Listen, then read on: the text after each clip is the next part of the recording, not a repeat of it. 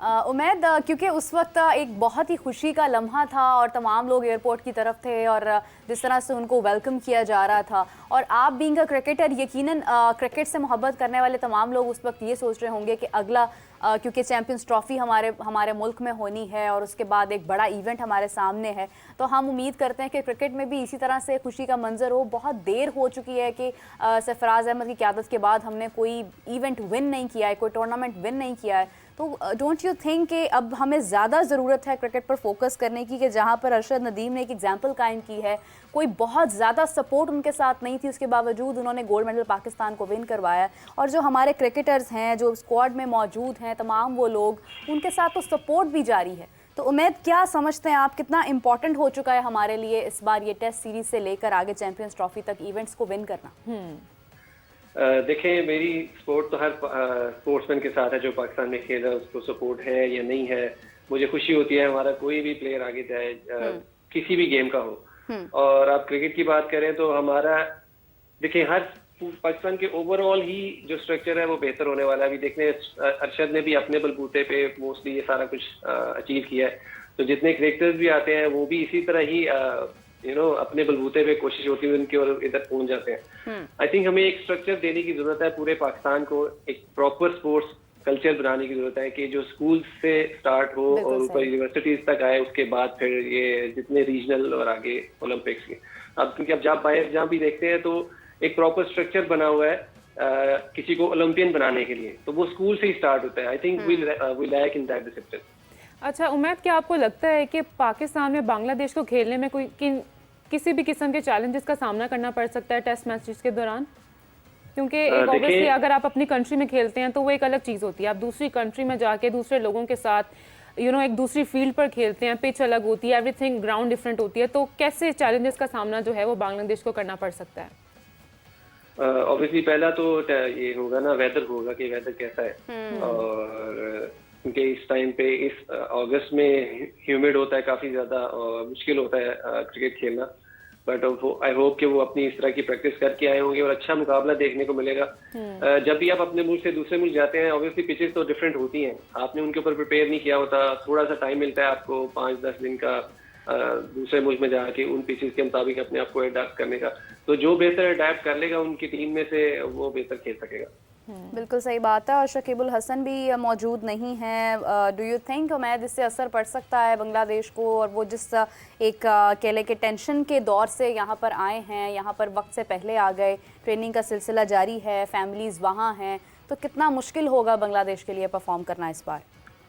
देखिए, ये तो होता है कि अगर टेंशन हो आपके मुल्क में और आप बाहर कहीं खेलने आए हुए हो तो आपको पीछे की थोड़ी टेंशन तो रहती है।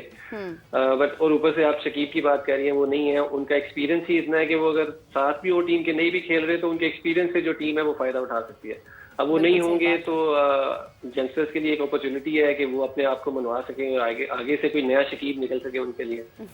बिल्कुल सही बात है, नया शकीब निकले लेकिन गुस्सा शकीब जैसा ना निकले मतलब वो टेम्परामेंट जो है वो वैसा ना हो, बस अच्छा और प्यार मोहब्बत करने वाला जो है वो शकीबुल हसन हमें देखने को मिले आने वाले वक्त में।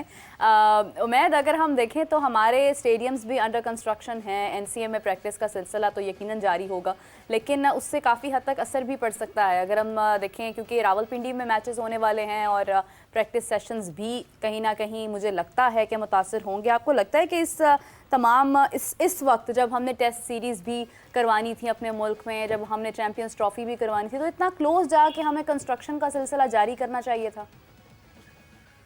इसके बारे में मैं इतना कुछ खास बता नहीं सकता कि कहाँ पे कहाँ किस किस स्टेडियम में कंस्ट्रक्शन हो रही है। तदाफी स्टेडियम का तो मुझे पता है, मैं लाहौर में ही रहता हूँ तो उधर से देखते रहते हैं उसका तो।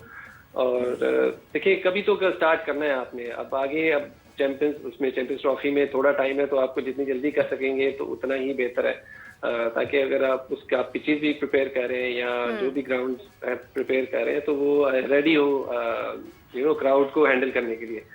तो बाकी अब ये डिपेंड करता है जो कंपनीज हैं कि वो कितनी जल्दी इसको फिनिश कर सकते हैं। बाकी एक अच्छी चीज़ है कि रेनोवेशन हो रही है, काफ़ी देर के स्टेडियम्स हैं बने पड़े हैं, और बाकी आप देखते हैं मुल्कों में वो बड़े से बड़ा उनकी कैपेसिटी बढ़ाते जा रहे हैं, तो ये भी अच्छी चीज़ है। अच्छा उमैद, आप टीम की परफॉर्मेंस को कैसे देखते हैं, हमारी पाकिस्तानी टीम की, क्योंकि आगे अभी चैंपियंस ट्रॉफी भी आ रही है और ये जो सीरीज़ चल रही है इसके हवाले से भी, तो आपको क्या लगता है ओवरऑल कैसी परफॉर्मेंस होनी चाहिए टीम की, पाकिस्तानी टीम की? देखिए, हम तो चाहेंगे ना कि पाकिस्तान हर मैच जीते। बिल्कुल। लेकिन ये भी है कि दूसरी टीम भी खेलने आई होती है, उनकी भी प्लानिंग होती है। तो being a Pakistani, being a patriot, मेरा तो हर वक्त ये होता है कि हम हर बॉल जीते हैं, क्योंकि हम होता है ना कि हर बॉल को लेके चलना है कि एक एक बॉल एक टाइम पे। तो अब मेरा ये एम होता है, और इसी तरह मैं चाहूंगा कि पाकिस्तान टीम ये एम के साथ हर बॉल जीतने की कोशिश करे। जितने भी आगे मैचेस आए उसके बाद इंशाल्लाह चैंपियंस ट्रॉफी पाकिस्तान में है, तो उसका भी एम होना चाहिए कि हम ऐसे लड़के तैयार कर लें, ऐसा लॉट तैयार कर लें लड़कों का कि जो हमें अगर कोई इंजरी भी किसी को होती है तो हमारे पास बैकअप वो प्लेयर तैयार पड़ा हो। बिल्कुल सही है उमैद। जैसे राबिया ने अभी बात की कि प्लेयर्स के लिए कितना इम्पॉर्टेंट है और किसको क्या करना चाहिए, तो अगर हम स्क्वाड की बात करते हैं, बहुत सारे एतराज़ात थे बहुत सारे एनालिस्ट को स्क्वाड के ऊपर जो अनाउंस किया गया टेस्ट के लिए। आपको लगता है कि इसमें कुछ और बेहतर तब्दीली भी की जा सकती थी? मतलब जिस तरह से हमने स्क्वाड की अनाउंसमेंट की है, हमने आमिर जमाल को कंसिडर किया, हमने साइम अयूब को कंसिडर किया, इमाम उल हक को नहीं किया, ठीक है हम चेंज की तरफ जा रहे थे, लेकिन अगर हमने साइम अयूब को उसके अंदर शामिल किया तो फिर तो हम साजिद को भी शामिल कर सकते थे और शाहीन की भी बात करेंगे। लेकिन मुझे पहले आप टेस्ट स्क्वाड के बारे में बताएं कि डोंट यू थिंक कि इसमें कोई बेहतर एडिशन की जा सकती थी? देखिए, हमारी टेस्ट सीरीज काफी देर हो गई नहीं हुई, कोई मैचेस नहीं हुए, उस अरसे में आप चेक नहीं कर सकते कि कौन सा प्लेयर क्या कर रहा है। तो इसीलिए डिपेंड करता है कि जो पहले परफॉर्मर्स थे जिन्होंने अच्छा किया हुआ था उन्हीं को आप चांस दें, या जो आपके पास उस टाइम पाइपलाइन में प्लेयर्स थे आप उनको चांस दें। तो आई थिंक मेरे ख्याल से साइम को शायद एक टेस्ट सीरीज मिली थी, तो उसके बाद उसको आप दोबारा से चांस दे रहे हैं ताकि ये ना हो कि उसको प्रॉपर चांस ना मिले और वो बाहर कर दिया जाए। तो ये अच्छी चीज है कि अगर आपका प्लेयर, अगर आपके पास आपने प्लान किया हुआ है उसको खिलाने के लिए, तो आप उसको बैक भी करें।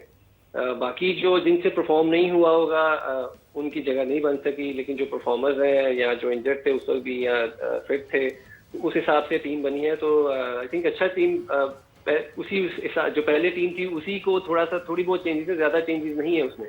तो ये अच्छा इनका ना, यानी आपको स्क्वाड अच्छा लगा है? आप कह रहे हैं कि ठीक है उन्होंने जो भी सिलेक्शन की है वो काफ़ी हद तक बेहतर है, लेकिन डोंट यू थिंक कि फिर साहिबजादा फरहान का भी हक बनता था, हसीबुल्ला का भी हक बनता था, उनको भी चांस दे दिया जाता? देखिए, जिसका जिस फॉर्मेट में परफॉर्मेंस अच्छी होती है उसको आपको चांस देना चाहिए। अगर आप उसको चांस नहीं दे पाते तो उसको पाकिस्तान ये है, शाहीन है जैसे, उसमें जरूर होना चाहिए ताकि वो उसकी प्रेपरेशन होती रहे कि कभी भी चांस बने तो वो प्लेयर उसमें खेल सके। तो जिस फॉर्मेट में जिसने परफॉर्म किया आई थिंक उसको उसी में चांस देना चाहिए। अगर किसी ने T20 में किया उसको T20 में दें, किसी ने 4 डे में किया तो आप उसको टेस्ट में चांस दें। बिल्कुल सही है। और इसी के साथ अगर हम शाहीन्स की बात करते हैं तो उमैद शाहीन्स में क्योंकि यंग प्लेयर्स होने चाहिए, और शाहीन्स के अंदर हमने सरफराज अहमद को भी देखा, हमने बहुत सारे ऐसे प्लेयर्स देखे जो शायद ना भी होते तो कोई इतना हर्ज ना हो जाता, लेकिन क्या रीज़न है कि हमने शाहीन्स में भी तमाम प्लेयर्स यंग, उनको मौका नहीं दिया हमने? देखें, प्लेयर्स को यंग को मौका दिया है, लेकिन जब आपके पास जब सीनियर आपके साथ खेल रहा होता है तो अब आपके जो यंगस्टर्स हैं उनको ज्यादा सीखने का मौका मिलता है। जब यंगस्टर्स खेलेंगे ही नहीं तो फिर सीखेंगे कैसे? नहीं, देखिए